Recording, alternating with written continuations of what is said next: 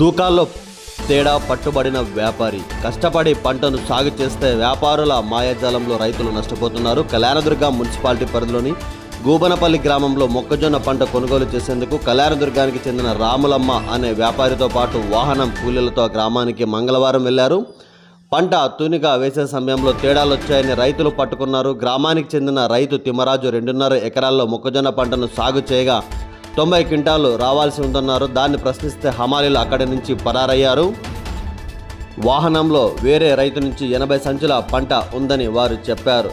తిమ్మరాజుకు చెందిన పంట మాత్రం తునికల్లో తేడా ఎలా వచ్చిందని నిలదీశారు. గట్టలో 50 సంచులు ఉండగా 3 గట్టల సంచులు మొక్కజొన్న పంట నింపారు. ఒక సంచిలో 62 కిలోలు నింపగా 2 కిలోలు పోను 60 కిలోలు మాత్రమే వ్యాపారులు చూపుతున్నారు. సదరు రైతుకు చెందిన పంట మాత్రం 91 సంచులే వచ్చిందని చెప్పడంతో పలు అనుమానాలకు తావిచ్చింది.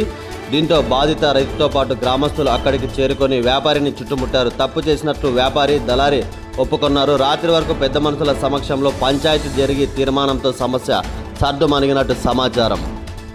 తూకాలలో తేడా చేసి రైతులను మోసం చేస్తున్న వ్యాపారులపై అధికారులు వెంటనే చర్యలు తీసుకోవాలని రైతులు కోరుతున్నారు.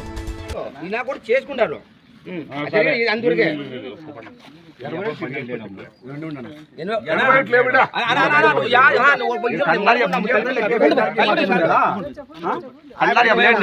పట్టుకొచ్చింది కాదు ఈడున్నాయా వచ్చినప్పుడు